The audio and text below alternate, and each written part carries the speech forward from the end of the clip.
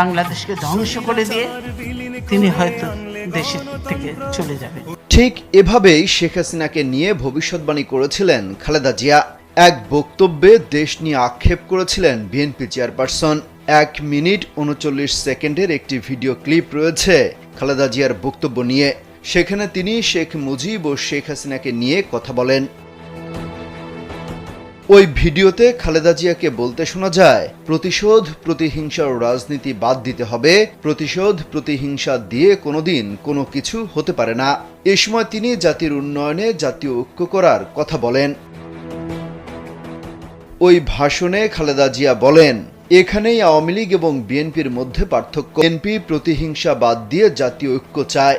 অভিযোগ করে বলতে শোনা যায়, দেশের এই অবস্থার জন্য সম্পূর্ণ হাসিনা দায়ী। তিনি শেখ হাসিনার মানসিকতার বিষয়টিও তুলে ধরেন ওই বক্তব্যে। বলেন, বিবিসিকে হাসিনা বলেছিলেন তিনি বাংলাদেশে ফিরবেন রাজনীতি করার জন্য নয়, প্রতিশোধ নেয়ার জন্য।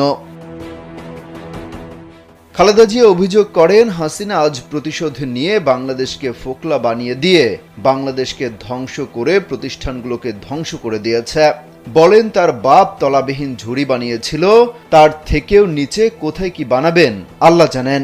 সবশেষ বলেন, বাংলাদেশকে ধ্বংস করে দিয়ে তিনি হয়তো দেশ থেকে চলে যাবেন। এই ভিডিওটা কবে ধারণ করা সেই তথ্য জানা যায়নি, তবে ধারণা করা হচ্ছে খালেদা জিয়াকে 2018 সালে আটক করার আগে এই মন্তব্য করেছিলেন কোনো এক সভায়। তবে ভিডিওটি বিএনপির অফিসিয়াল ইউটিউব চ্যানেলে আপলোড